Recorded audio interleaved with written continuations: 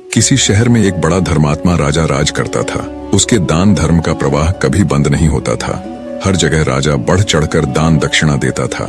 एक दिन उसके यहाँ एक साधु आया। उसने राजा से कहा, राजन, सुना है तुम बहुत दान धर्म करने वाले राजा हो। तुम्हारे यहाँ से कोई भी खाली हाथ नहीं जाता। क्या मैं जो मांगूंगा वो तुम मुझे दे सकोगे? राजा बोला, कहिए साधु महाराज, आपको क्या चाहिए? साधु ने कहा, या तो 12 वर्ष के लिए अपना राजपाट दे दो या अपना धर्म दे दो। साधु की बात सुनकर पहले तो राजा चिंता में पड़ गया, फिर सोच विचार कर उसने कहा, महाराज, मैंने राजपाट सब आपको दिया, संभालिए इस राजपाट को। इतना कहकर राजा वहां से बिना कुछ लिए सब कुछ छोड़ छाड़ बिल्कुल अकेला चल पड़ा। चलते चलते मार्ग में एक बगीचा आया। वहीं एक कुआं और प्याऊ भी था। बड़ा रम्य स्थान था। राजा वहीं विश्राम करने के विचार से ठहर गया। अगल बगल देखने पर उसे एक जीन कसा हुआ सुंदर घोड़ा दिखाई दिया, जिसके पास एक सुंदर स्त्री बैठी हुई रो रही थी। राजा को स्वभावतः दया आई। उसने उस स्त्री से रोने का कारण पूछा। स्त्री बोली, महाराज, मैं एक राजकुमारी हूँ। मेरे पिता और भ्राता सबको शत्रुओं ने मार डाला है। मैं किसी प्रकार जान बचाकर यहाँ भाग आई हूँ।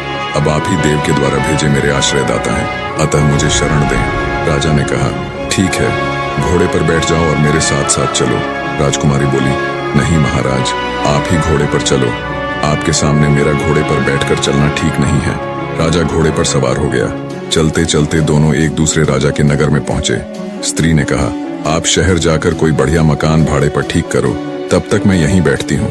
राजा ने कहा, भाई, मेरे पास एक अधेला भी नहीं है, फिर मकान की बात किस मुंह से करूंगा? स्त्री ने कहा, महाराज, रुपयों पैसों की आवश्यकता हो तो मेरे पास से ले जाओ। और उसने निकाल कर 10 मोहरें राजा को थमा दी। राजा भी मकान ठीक कर आया और राजकुमारी को लेकर उसी मकान में गया और उन्हें वहां छोड़कर बाहर से घोड़े और उस स्त्री के लिए भोजन सामग्री ले आया। राजकुमारी ने भोजन तैयार किया और राजा से भोजन करने को कहा। राजा ने कहा, अरे, आप भी तो भोजन करो। उसने कहा, नहीं महाराज, पहले आप भोजन कर लें, आपके बाद मैं खा लूंगी। राजा ने भोजन किया, स्त्री ने भी किया। दूसरे दिन उस स्त्री ने कहा, राजन, आपको अधिक कष्ट होता है काम करने में, क्यों ना एक नौकर रख लो। राजा बोला, भाई, मेरे पास तो एक अधेला भी नहीं है और तुम मुझसे राजाओं की सी बात कर रही हो। स्त्री ने कहा, राजन, आप असमंजस में ना पड़िए। मैं औरत जात न हुई होती तो स्वयं इन कामों को कर लाती, आपको कहने भी नहीं जाती। रुपये पैसों की आपको जब भी आवश्यकता पड़े, आप हमसे निस्संकोच मांग लिया कीजिए। राजा गया और एक नौकर ले आया। कुछ दिनों के बाद उस स्त्री ने कहा, राजन, मन बहलाने के लिए कभी कभी यहाँ के राजा की कचहरी में चले जाया करो और वहाँ की कुछ बातें सुन लिया करो। अब राजा रोज कचहरी जाने लगा। उस नगर का राजा यह समझकर कि यह मेरे मंत्रियों में से किसी का संबंधी होगा, उससे कुछ न पूछता। इधर मंत्री लोग उसकी आकृति राजा के समान देखकर राज संबंधी जानकर कुछ न बोलते। कुछ दिन यूं ही बीत गए। एक दिन राजा और मंत्री वर्ग ने आपस में आखिर उस राजा के संबंध में बातचीत की। वह किसी का कोई संबंधी तो था ही नहीं। उनको बड़ा कौतूहल हुआ। दूसरे दिन राजा ने उससे परिचय मांगा। उसने अपनी सारी बात बता दी। उसकी धर्मप्रियता देख राजा ने उसका बड़ा स्वागत किया और अपना मुकुट उसके सिर पर रख, उसकी पगड़ी अपने सिर पर रख ली, अपने सिंहासन पर बैठाया और मित्रता की प्रतिज्ञा की। दूसरे दिन उसे फिर कचहरी में आने का निमंत्रण दिया। राजा ने सारी घटना उस स्त्री से कह सुनाई। उसने कहा, ठीक है, आप भी राजा को सारे परिकर, परिषद तथा नगर को भी न्योता दे आइए। वह पहले तो हिचकिचाया, पर उसके प्रभाव तथा आग्रह को देखकर राजा उस स्त्री की बात मान गया। और अगले दिन जब कचहरी गया तो राजा को सारे मंत्री परिषद सहित पूरे नगर को अगले दिन सुबह के भोज के लिए आमंत्रित किया। उस नगर का राजा हैरान होते हुए बोला, कहीं भांग वांग पी ली है क्या? भोज और वो भी पूरे नगर सहित, कहाँ से करोगे उसका इंतजाम? खैर, बोले, जाओ ठीक है, मनमानी करो, मित्र ही तो हो।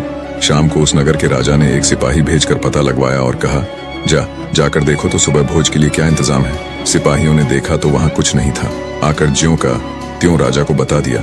राजा ने कहा, भाई, उसने पक्का भांग वांग ही पी रखी होगी। इधर इसको भी चैन न था। उस स्त्री से कहने लगा, भाई, तूने मेरी अच्छी फजीहत कराई है, प्रातः राजा न जाने मुझे क्या कहेगा। स्त्री ने कहा, महाराज, चिंता न करें, यदि आपको धैर्य न हो तो उस बगीचे में देखाएं जहां से मुझे लिवा लाए थे। राजा ने घोड़े पर चढ़कर जो देखा तो वहां संपूर्ण देव वर्ग ही कार्य में तत्पर था। अनंत दिव्य ऐश्वर्य भरा था। उसके आश्चर्य का ठिकाना न रहा।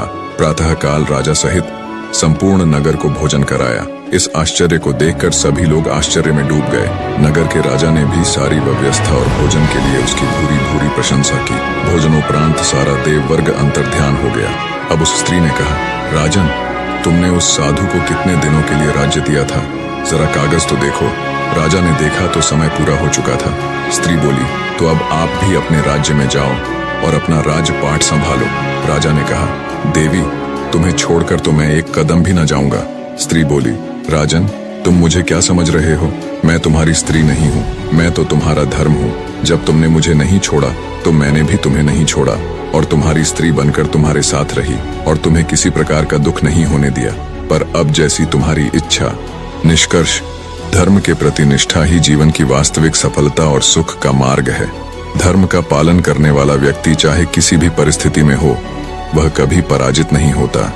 धर्म से व्यक्ति न केवल भौतिक सफलता प्राप्त करता है, बल्कि जीवन की गहराई और सत्य को भी समझता है। धर्म के बिना जीवन अधूरा और अराजक हो सकता है, लेकिन धर्म के साथ व्यक्ति हर चुनौती को पार कर सकता है।